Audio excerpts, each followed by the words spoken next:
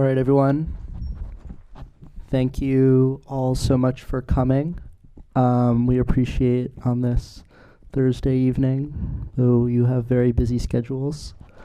My name's Julian Berman. I am a sophomore at the college studying economics, and I am on the board of the Charles River Economics Labs, which is a group of undergraduate researchers who conduct pro bono economic policy research for governments, intergovernmental organizations, and nonprofits. This semester, we have projects with the United States Department of Energy, the Department of State, the DC Department of Health and Human Services, and the Massachusetts Department of Economics Research. We also have campuses at the University of Chicago and at Stanford who will be joining us via Zoom. In addition to these research projects, we also try and host speakers each semester. Previous speakers include Larry Summers, Howard Marks, John List. I'll be moderating this event along with my colleague Elliot Moxkey. And today we're fortunate to hear from Professor Branko Milanović, who will be presenting about his new book, Visions of Inequality from the French Revolution to the End of the Cold War. So I'll give a very quick introduction of our speaker. So Branko Milanović obtained his PhD in economics from the University of Belgrade with a dissertation on income inequality in Yugoslavia. He served as lead economist in the World Bank's research department for almost 20 years and left to write his book on global income inequality, Worlds Apart. He was a senior associate at the Carnegie Endowment for International Prize in Washington and has held teaching appointments at the University of Maryland and Johns Hopkins. He is currently research professor at the City University of New York Graduate Center and senior scholar at the Stone Center on Socioeconomic Inequality.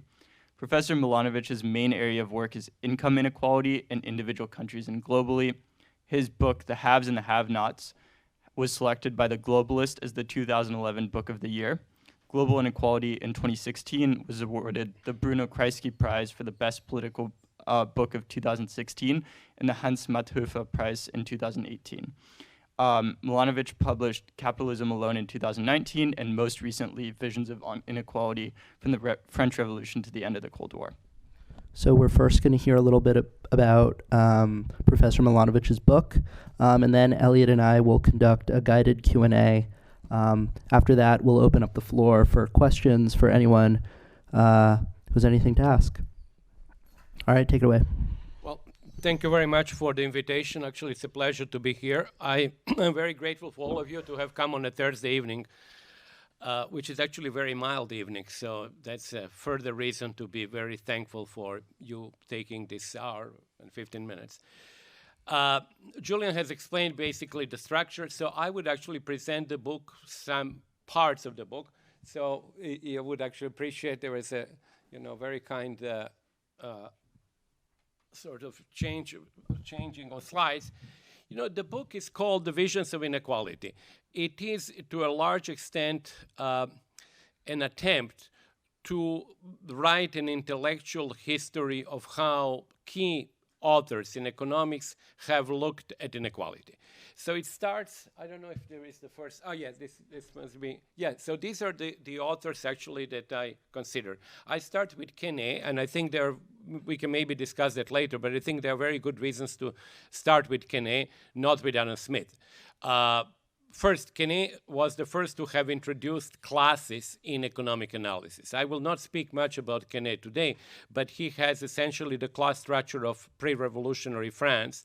And moreover, as you know, he and the physiocrats have created the tableau économique, which basically is the first circular flow in the study of economics. But it is less well known that in a book that he did with Mirabeau, which is called La Philosophie Rurale, he actually has a numerical example about the class structure of France. Basically a social table with classes, I think more than a dozen, and with their mean incomes.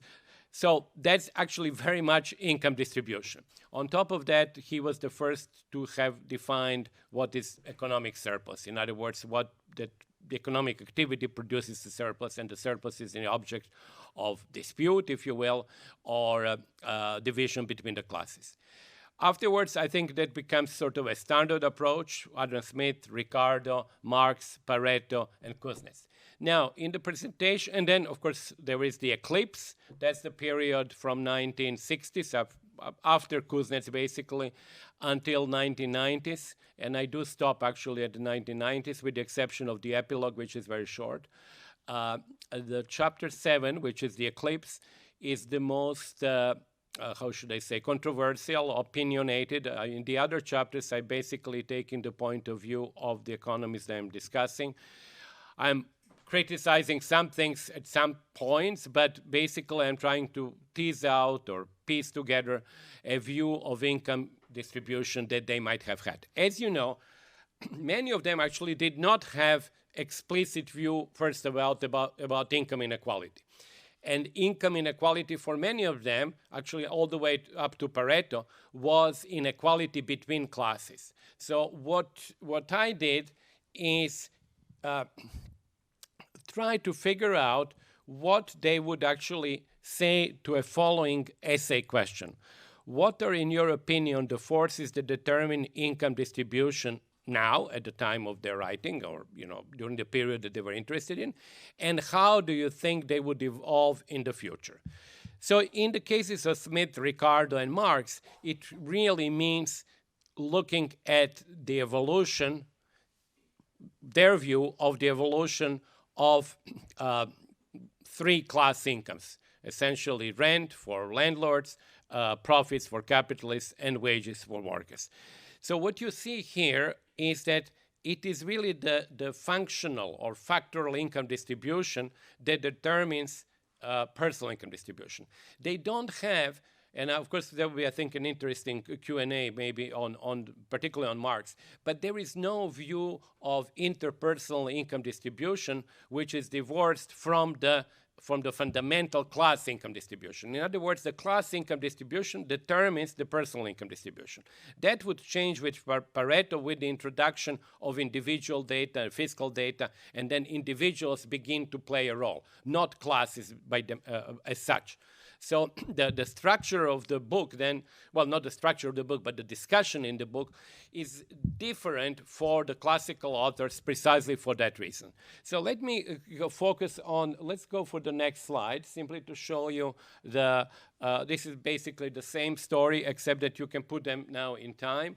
The colors, actually, the colors, as you can see, are showing the same periods. So what is interesting there is that if you look at Quenet dies approximately at the same time when Smith publishes The Wealth of Nations, and then you can actually go further to Ricardo's birth. So you basically see a generational element there. So we are basically talking about people of different generations.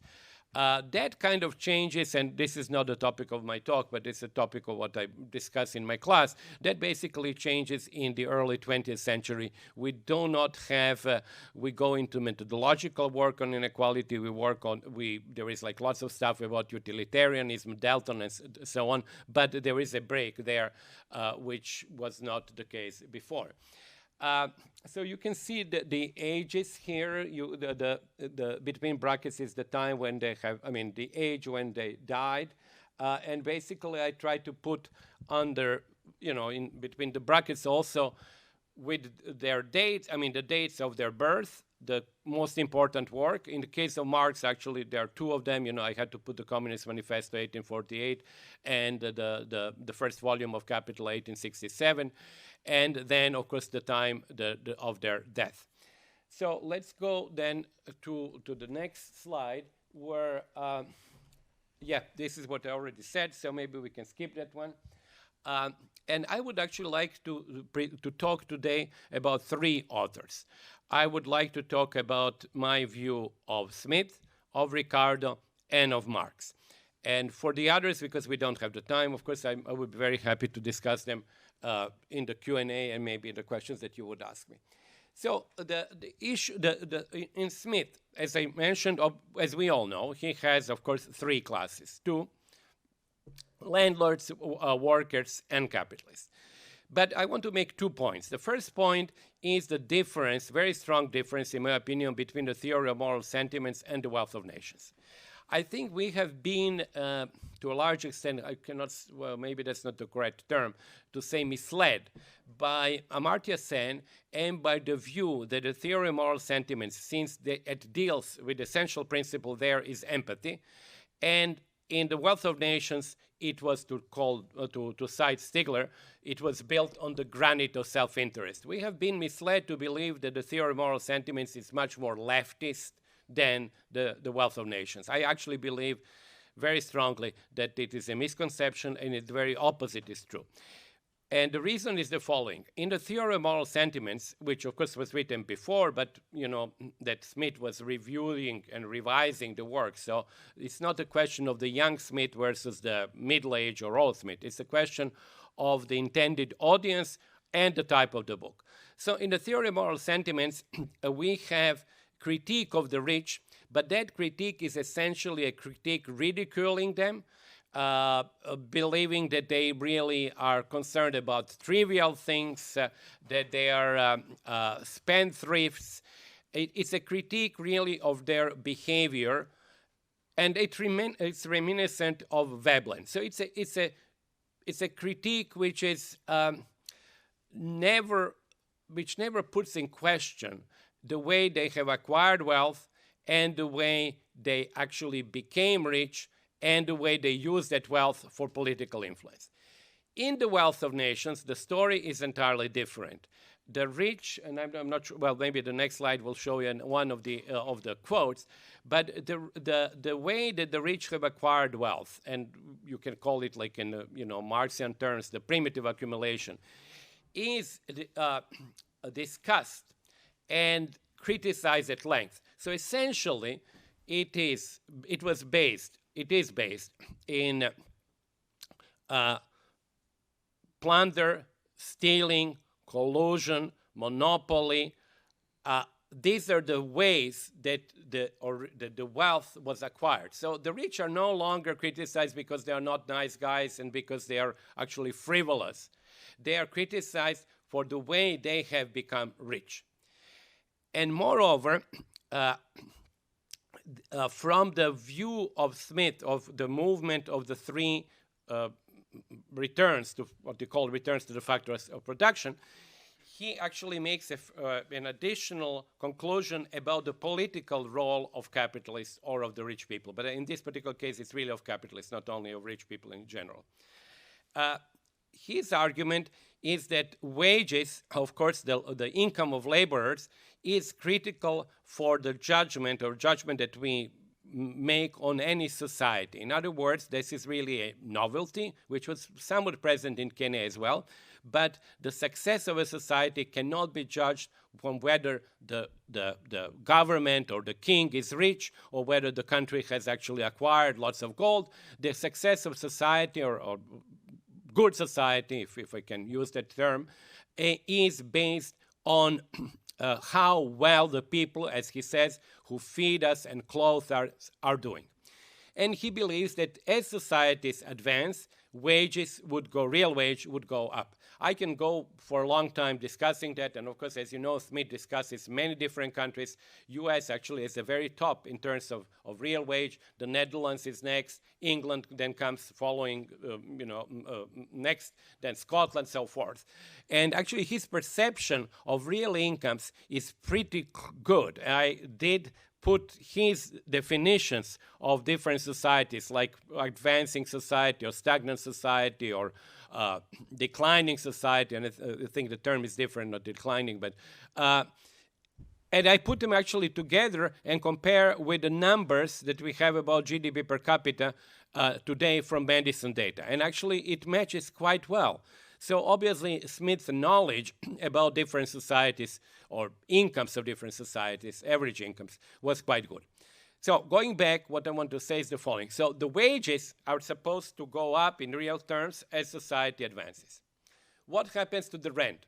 The rent is also supposed to go up because Smith believes that there will be greater demand for the produce of the earth, essentially mining, cotton, for example, production, or for clothing and so on. So the land is fixed in quantity, and then there will be increased demand for products of the land. Rents will go up.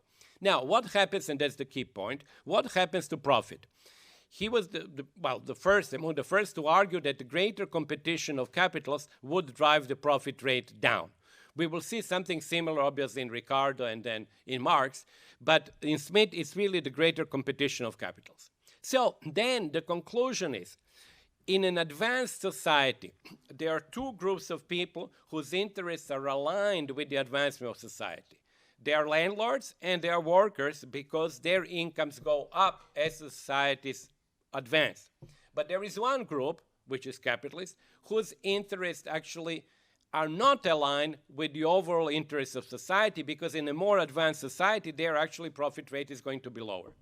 From that, he makes the point that political influence of capitalists should be minimized, and you have a number of quotes, so that some of them are actually known, but not all of them, should be minimized precisely for the reason that I mentioned before, that their interests are not aligned with the social interest. And he mentions they are actually their influence is particularly pernicious because they are very good in handling sophistry. Workers are uneducated and they really cannot influence government policy.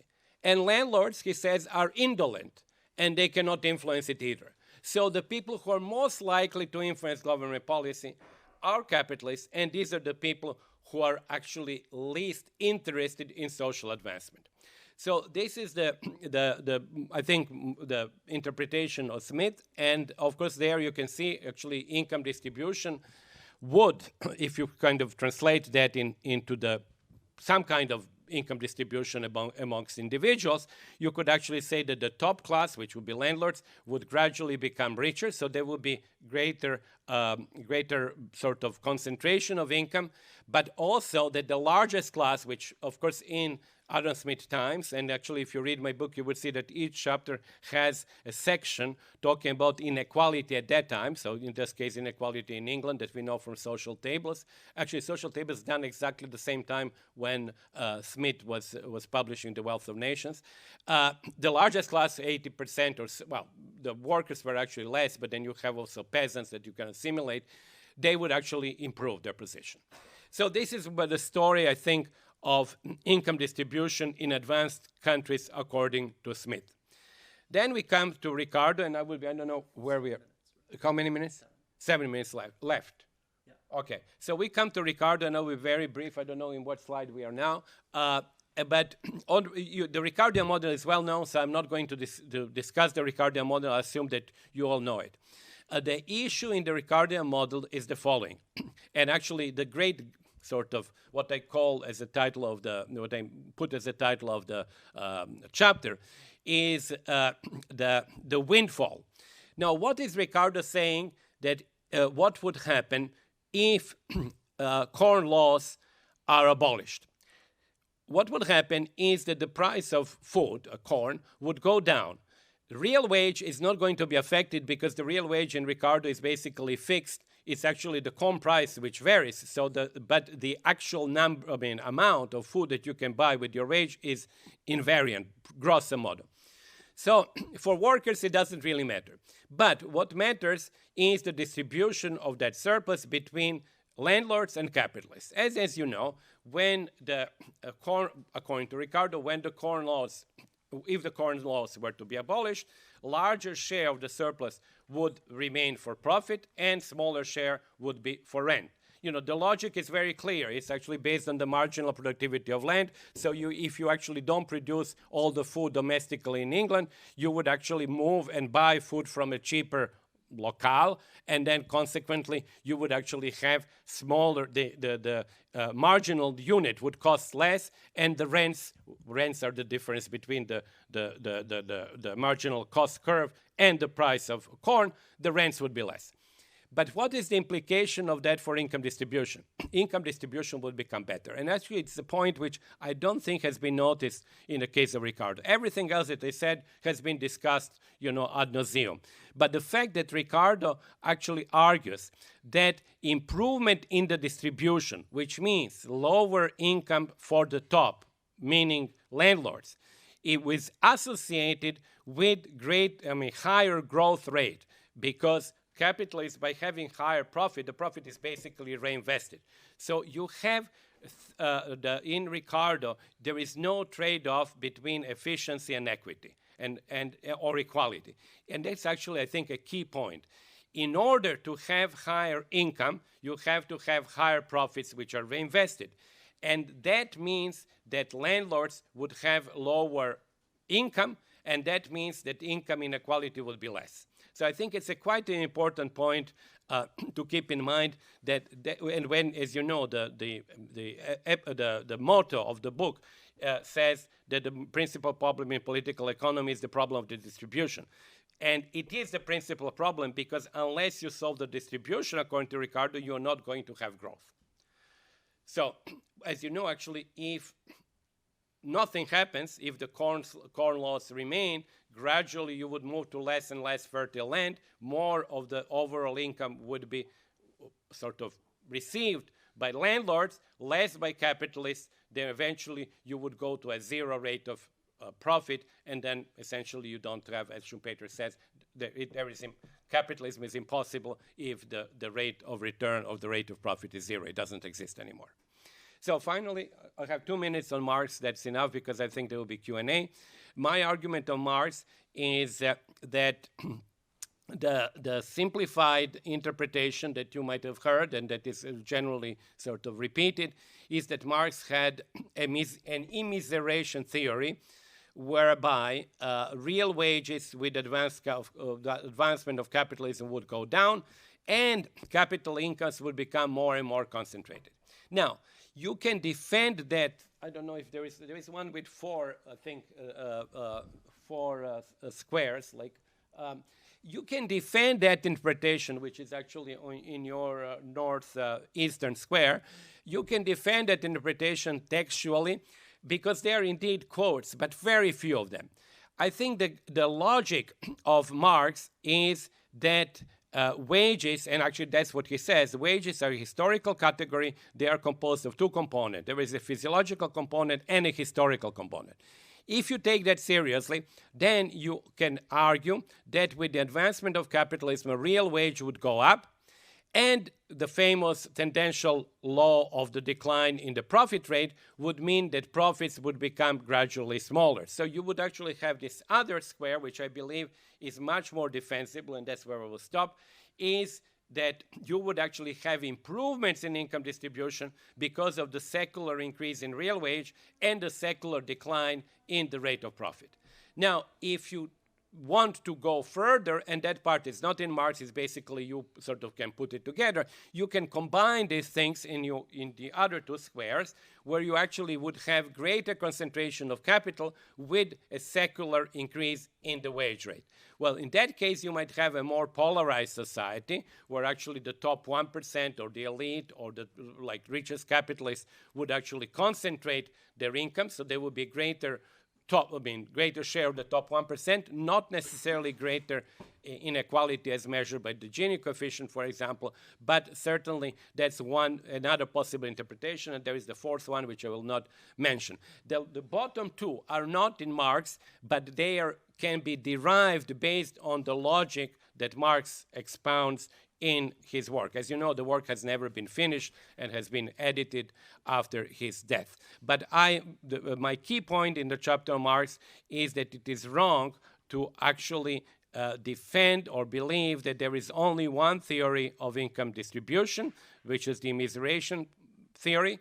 And I think that there was the really income distribution was left indeterminate in Marx, and we can actually, I think, at least have 4 different possibilities, which are obviously based on his work. So they are actually not kind of invented out of thin air, but based on what he wrote.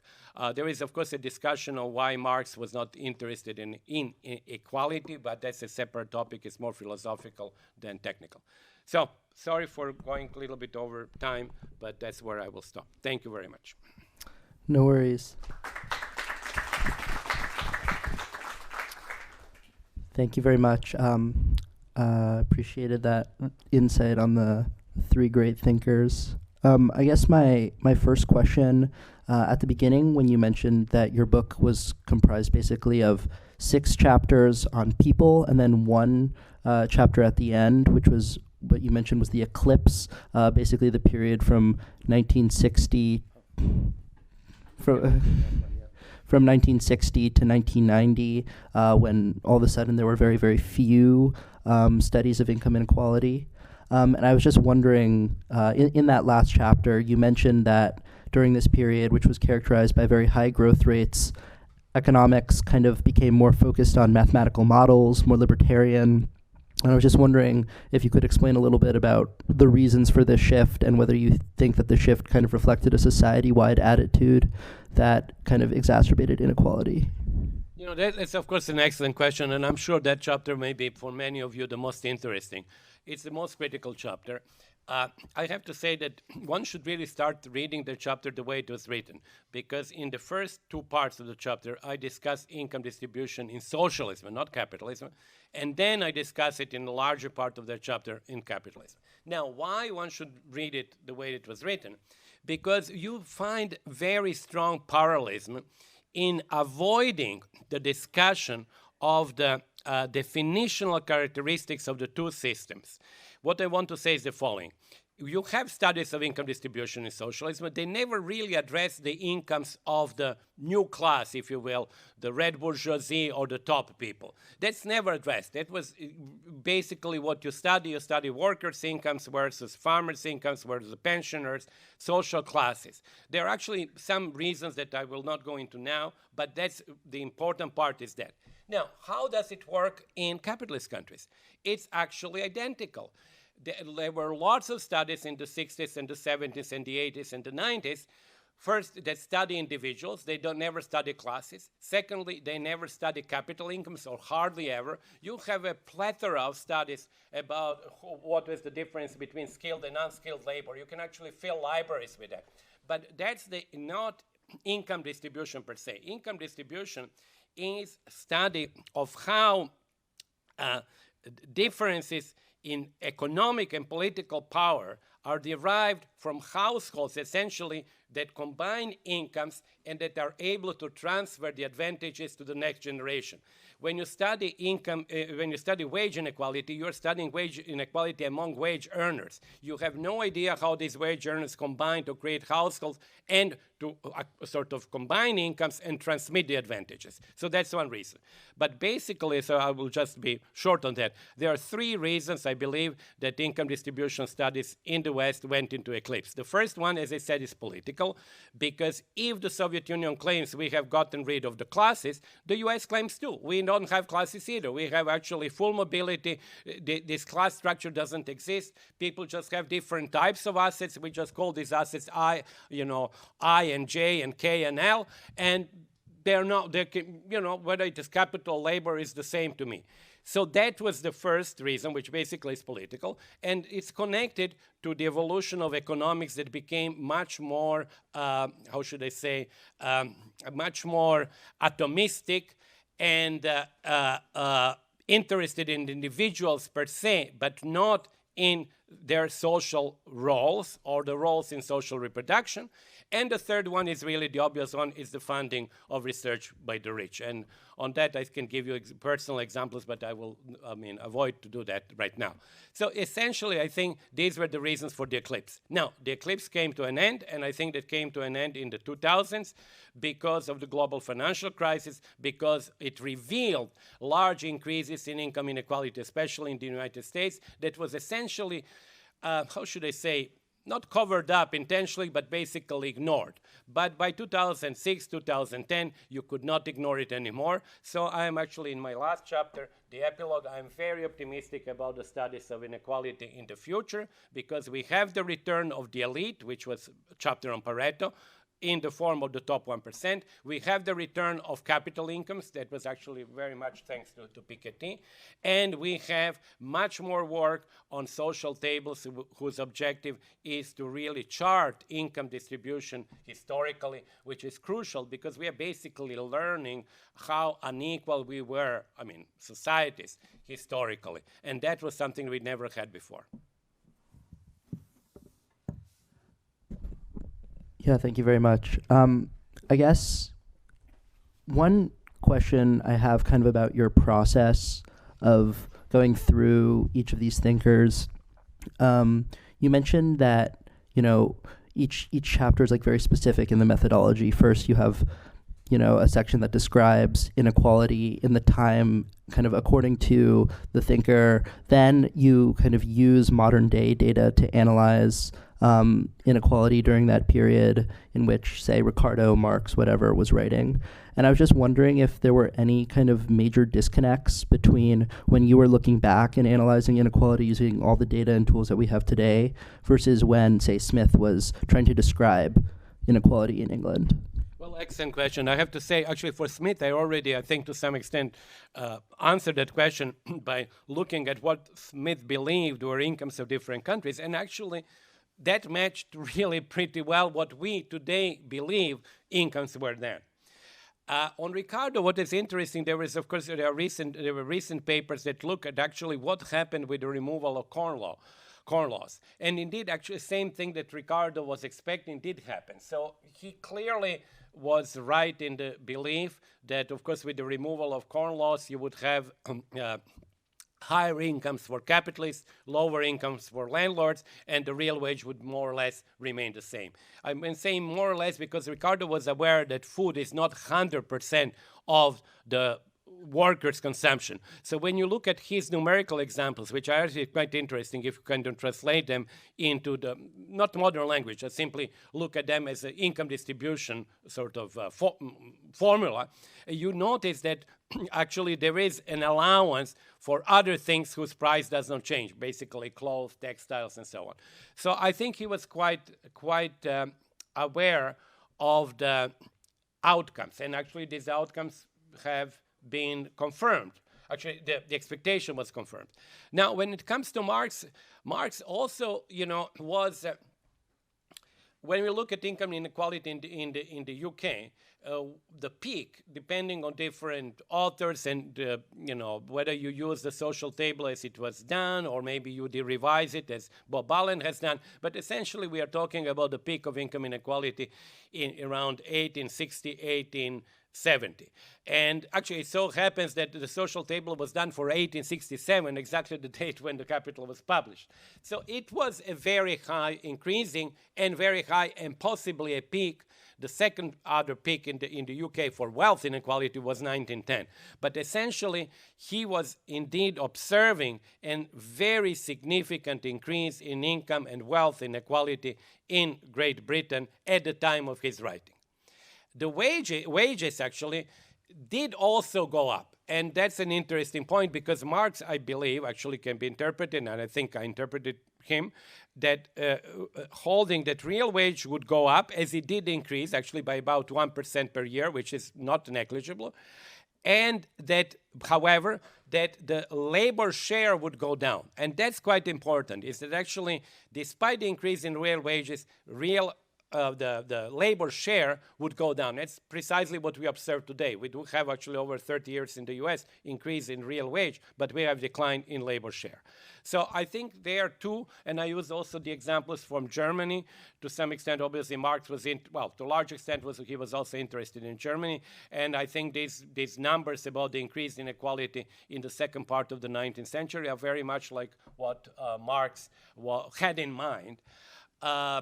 The final thing that I want to mention, which is kind of a curiosum, is that if you look at the very end of my chapter on Marx, I took his numbers that he gives, about the fiscal data in England and Wales, 1864-65, in the first volume of Capital, and then I put it in a Paretian framework.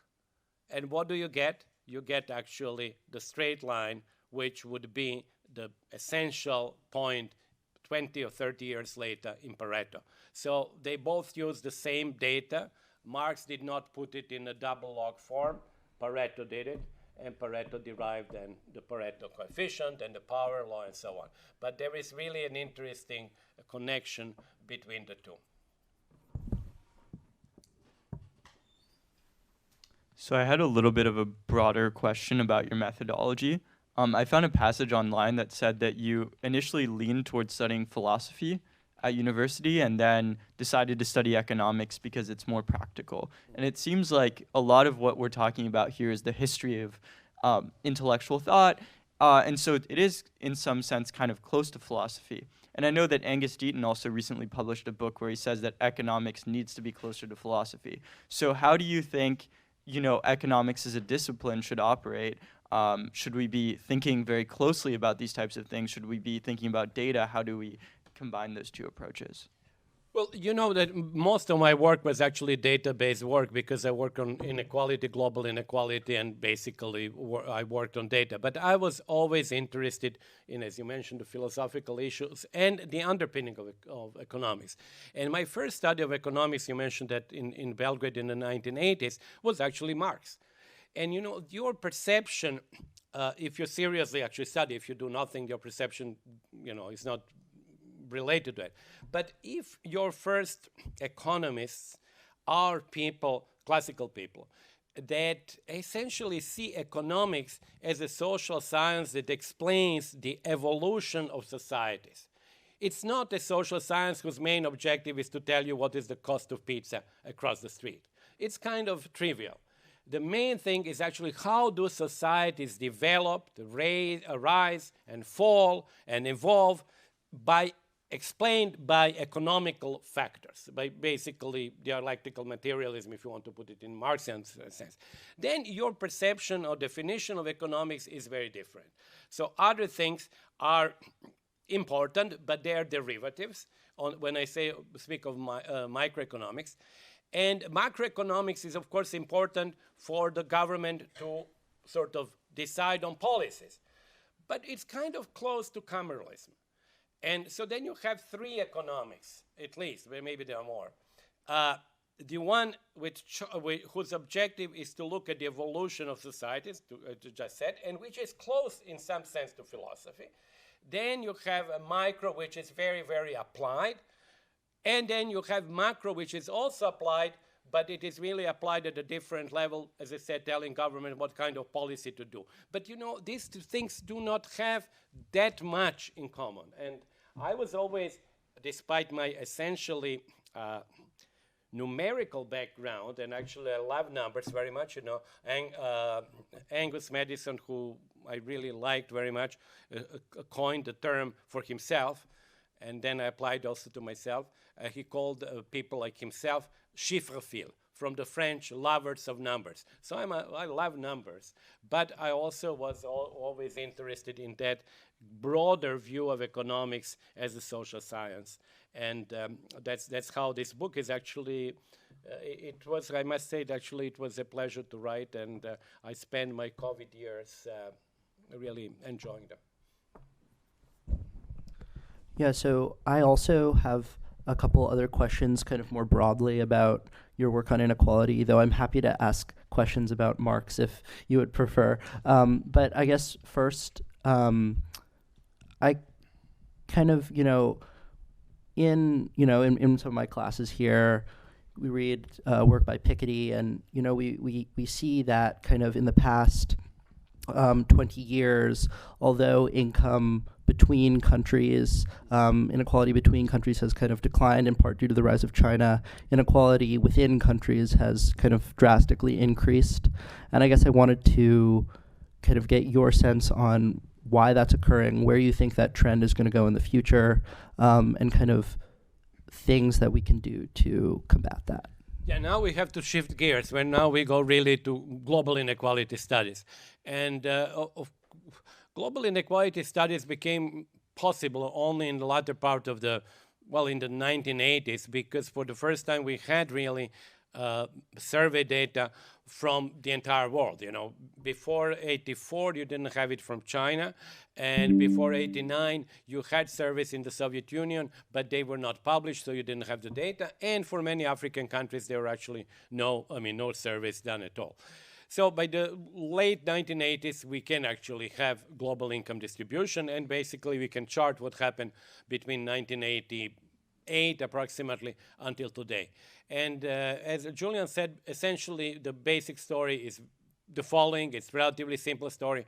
Global inequality went down. It's driven by the reduction in population weighted. That's important to underline. Population weighted between country inequality. In other words, why is population weighted important? It's because large populous countries like China, India, Vietnam, Indonesia, and so forth are sort of converging, or at least had a higher rate of growth than the rich countries, and consequently they are moving large masses of people. We are talking about more than 3 billion people higher in the income distribution and consequently reducing global inequality. On the other hand, the offsetting force, but not sufficiently strong to offset it, are increases in within national inequalities. And that was, of course, the case not only in the US, it was obviously true for UK, it's true for Sweden, it's true for Spain, for Russia, for India, for China. So we have basically two forces happening. One is, if I can call it like that under quotes, convergence of mean incomes. To use the word convergence is really too much because the gaps are enormous still, but they are less now on population weighted between national inequality than they were 30 years or 40 years ago, and within national inequalities that have risen. Now, the question why they have risen, of course, is a separate question. I would just mention there are, of course, different theories, particularly for the rich countries, whether it was driven by automation, increased returns, as I was saying before, to skilled labor, or was it driven by policies, by the reduction in tax rates? Was it driven by the China effect? I think we have an overdetermined system when it comes to that. But the fact is very clear. There has been an increase in within national inequalities for most of the important countries.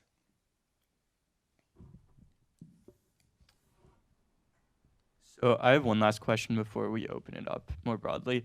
I wanted to ask, Marx wrote at a time of great technological change. It seems like today there's a lot of technological change occurring as well.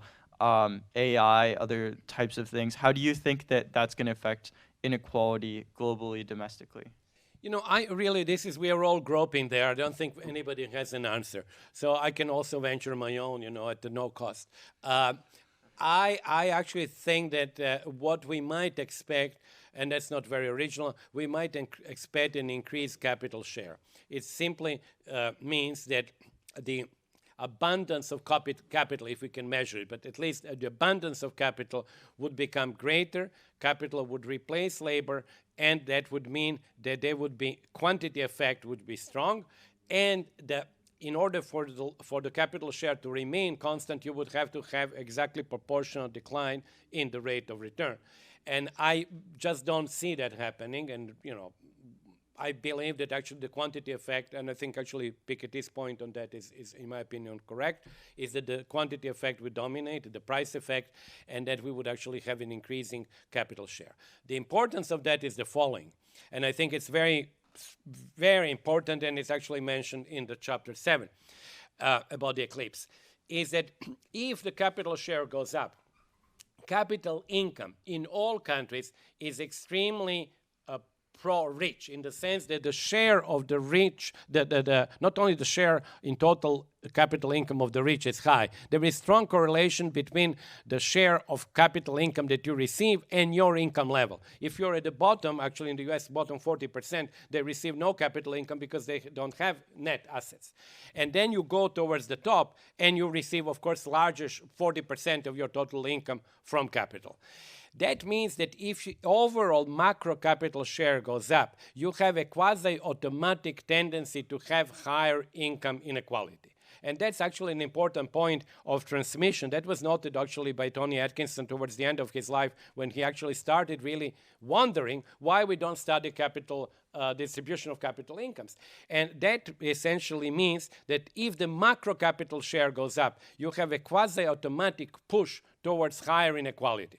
So that in turn means that if you want to offset that increase, you would have to have greater redistribution. Well, that's the question. Can you really do that.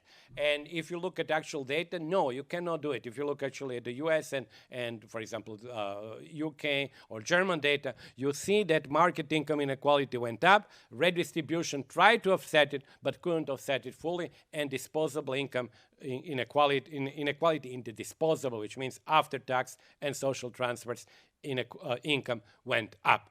So in that sense, I would not be surprised that actually with automation, we have a further push toward higher inequality.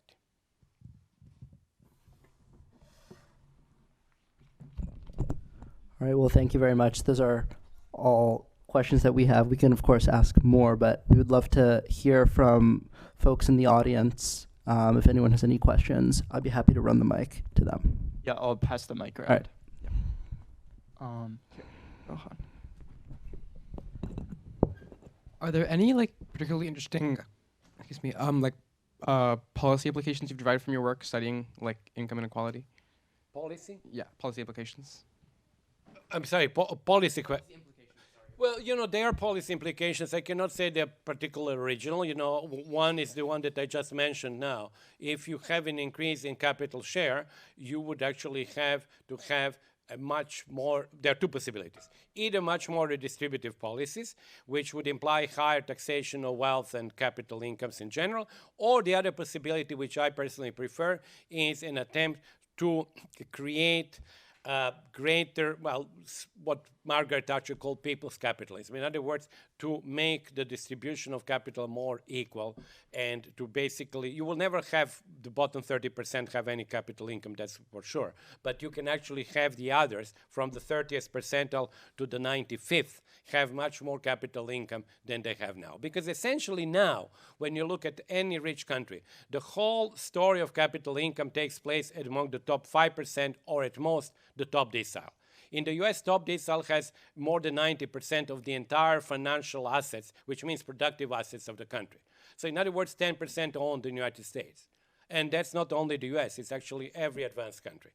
And that would be my preference, but it's not easily done, because many people actually don't have an income or are not interested in actually having productive assets. So it's not easily done, but I think that would actually dispense with the need to increase taxation if you could achieve that.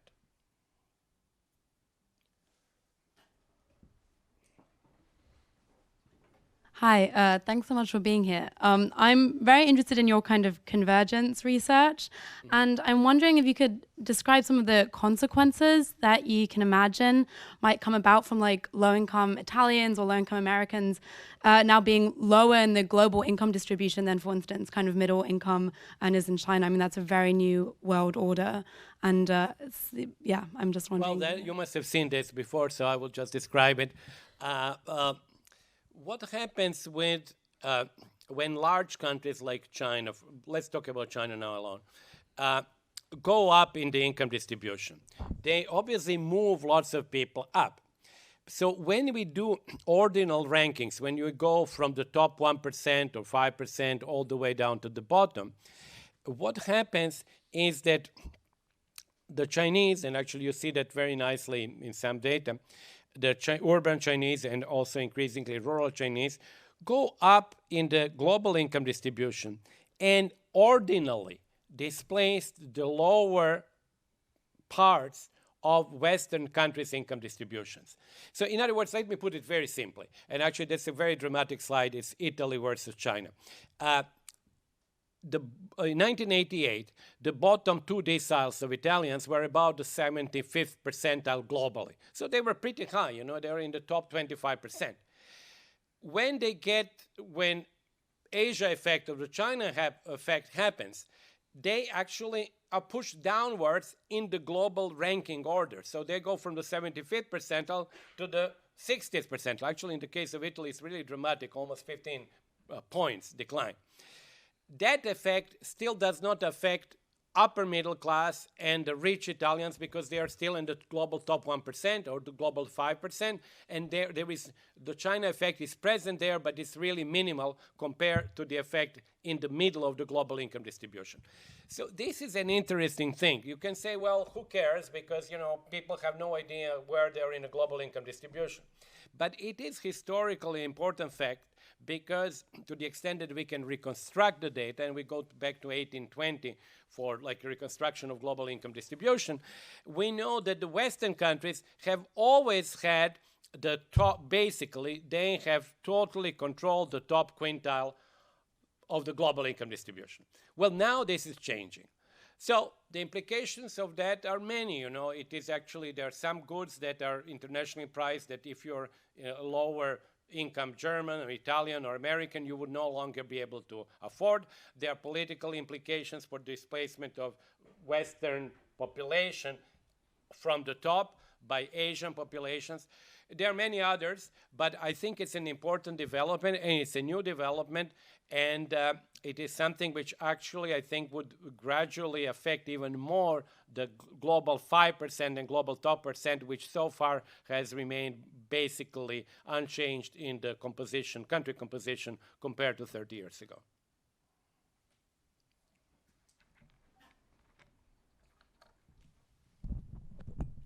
Other questions? I had a question about global inequality and how that might relate to our developing countries, maybe in our region, but also other developing countries. Well, the issue there is the following. It's actually a good question. Let me just put it. I've explained all of this I've said all about the decline of decrease of global inequality being driven by populous Asian countries and, of course, China in particular. But now, China has reached a point where its high growth is no longer globally equalizing. It has become globally disequalizing. When I gave this spiel to the Chinese audiences on Zoom, they're always surprised. People ask me, no, but China must be good in growth. I said, well, that's good for you, and it's good for reduction in poverty. But Chinese high growth is now becoming slightly disequalizing. And why is Chinese growth becoming disequalizing? Because the gap between China and especially large African countries and India to some extent is increasing. So then really if we do want, or if you believe that it's important to reduce global inequality, and that's of course a philosophical statement, maybe it is important, maybe it's not, but if you believe that it's important, then the heart of the action moves to Africa, because it's the only continent also that would have an increase in population over this century, and it is the continent which has been remarkably unsuccessful in convergence. So in large African countries, I've got 7 or 8 of them that actually have around 100 million people, you would really need a growth rate of 7 to 8% per annum, including the fact that 2% of that would be population growth. So that's where the action is. So if you're optimistic on African growth, yes, you then can expect global inequality to continue decline. If you're pessimistic, we might actually have a period where actually global inequality, after doing this, thanks to China and Asia, starts actually going up. And that I think is a distinct possibility today.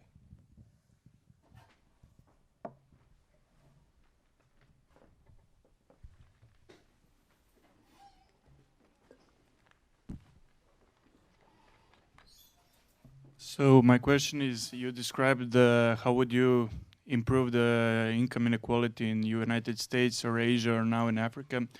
Could you please describe how would you improve it in the part of the world where you're originally coming from? No, I didn't describe how I would improve it in Africa because I didn't even mention. I said African growth is disappointing. African income distribution is a different story because, as you know, many of the African countries have very high inequality. When it comes to smaller countries, maybe it's not a very popular thing to say, but smaller countries really don't matter in global income distribution. What happens to smaller countries is like less than statistical error. So for global income distribution, whether they grow, decline, lose population, gain population, doesn't matter. But of course, for the countries themselves, for political stability and everything else, of course, inequality does matter. We have, in the former Yugoslav countries, you have basically the same story which existed under the communist regime. The more developed parts, like Slovenia, are very equal. The most unequal parts are Macedonia and Serbia. And that was the case in 1980s in Yugoslavia. Slovenia was always more equal, partly because it's smaller, it's more homogeneous, people's qualifications similar, household sizes are smaller. So, I mean, and actually small and equal across income groups. And the Central European countries, which is not well known, are really among the most equal countries. You know, you have basically in the world two groups of countries which are equal. People know about the Nordic countries, so I don't need to mention them. But they forget about the Habsburg lands. Habsburg lands, which are now divided at least in 5 countries, like, you know, Austria, Hungary, Slovakia, Czech Republic, and Slovenia, are actually very equal countries. They are small countries. Maybe that's one of the reasons. As I said, homogeneity in demographic structure and educational structure is quite high. So that is the situation there. But you know, in last point on the small Balkan countries, they do not have excessive sort of oligarch wealth that is characteristic for Russia or Ukraine. They just don't have it. And even Czech Republic has actually oligarchs, as you know, one of them was prime minister. They don't have this, despite unevenness and inequity of privatization, it has not created that many oligarchs. The problem, I think, there is basically political corruption, which is linked with income, with wealth, because it enables you to make wealth if you're politically connected.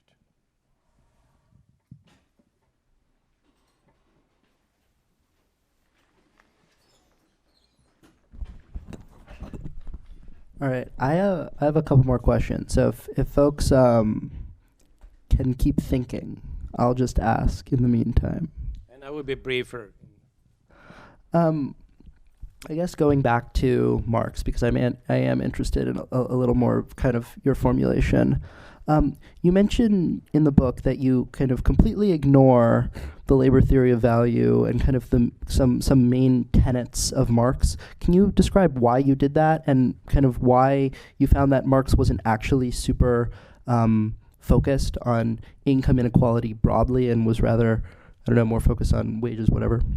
Well, the second part of the question is really quite interesting, but I'll answer both of them. But let me start with the second, because I think for many people it's a little bit surprising. Marx was not interested in income inequality. Let me put it like that. Marx was interested in abolition of classes. So, as he says, discussing income inequality under capitalism is like discussing personal freedom under slavery. You know, you have to abolish the system in order to start discussing personal freedom. Same thing was true for Marx's view of principal objective being abolition of social classes, which means abolition of private ownership of capital. Once you have abolished private ownership of capital, then you discuss inequality because it makes sense. But so long as you have private ownership of capital, you have a system which is by design generating inequality. So spending time mopping up this inequality when the system generates that inequality is kind of waste of time and waste of energy and waste of political energy. So that's why you find in Marx even dismissive notions, and actually towards the end of his life when he criticized the Gotha program, and in Engels too, dismissive notions about inequality. And that's very important because that's a key difference between the Marxist approach and the social democratic approach. Social democratic approach takes capitalist relations of production as given and tries to improve the distribution between labor and capital or overall inequality. Marxist approach essentially uses and that's actually Shlomo Veneri describes it really well, uses trade union activity not as an objective per se, but as a learning practice for a future society where private ownership of capital would no longer exist. So trade union activity is not its main objective is not increasing wages. Its main objective is to orient labor force or workers towards a future society. So that's about equality and inequality in Marx. And I think it's actually getting more and more. There is a very nice book called Equality by Daryl McMahon, which actually from the political point of view makes exactly the same point about Marx's lack of interest in income inequality. But the first point is that on labor theory of value, I actually think whatever I've discussed today about the evolution of profit, wages, and rent can be discussed without regard to the labor theory of value. And I didn't want to introduce labor theory of value because then it would actually move the discussion in a different direction, whether the labor theory of value is true or not. You can just discuss Marx's view on the evolution of factor shares without regard to whether labor theory of value is true or not. And I actually think that it is quite doable, and you don't need to make a statement whether you believe that labor theory of value is true or not.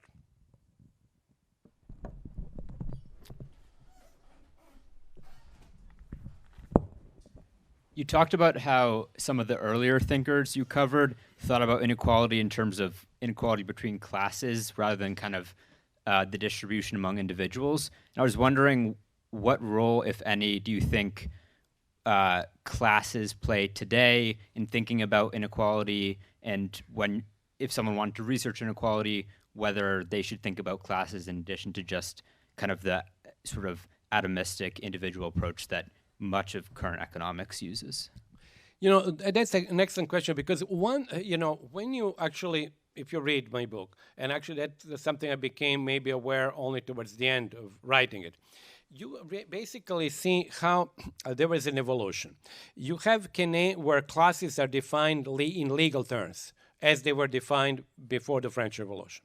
Then you move to the three key thinkers, Smith, Ricardo, Marx, where classes are defined entirely in relation to the ownership of assets, or basically class structure.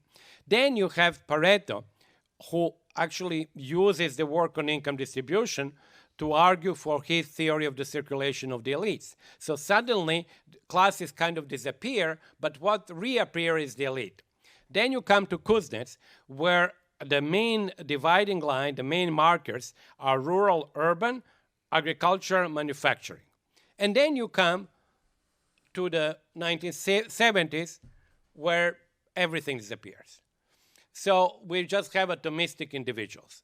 I explained before why I think it happened, but I think that nowadays we are not in a classical capitalism. Classes do not play exactly the same role that they played under classical writers, but income from capital and labor are fundamentally, or property and labor are fundamentally different. They are different because people who enjoy one sort of income versus the other have different position in the process of production. Workers do not have an agency. Capitalists have an agency. One income requires permanent expenditure of labor. The other does not. So there is a fundamental difference. Now, we have now many more labor incomes that are very high. Actually, I talk about that in Capitalism Alone, introduced the new term homoplutia that you might have seen. It's actually the very top of income distribution. We have now people who are both top capitalists and in the top decile by labor income. This is an evolution that Marx absolutely, I'm quite convinced, could not have imagined. So we do have a new capitalism where classes play a role, but not the role that they played in the past, which was very exclusive in the sense that laborers were all, in principle, thought poorer than capitalists, but now we don't have that anymore. And we have new cleavages of which we become much more aware. And these are the cleavages of race and gender. And that, I think, actually, why I mentioned that is because when you go from Quenet, as I was saying before, to today, you just notice how these cleavages change in function of time and place when you write. And, the cleavage, for example, a racial cleavage or cleavage of gender was not particularly discussed in these writers. It's not that it didn't exist, but for them, the dominant cleavage, the key cleavage, was class.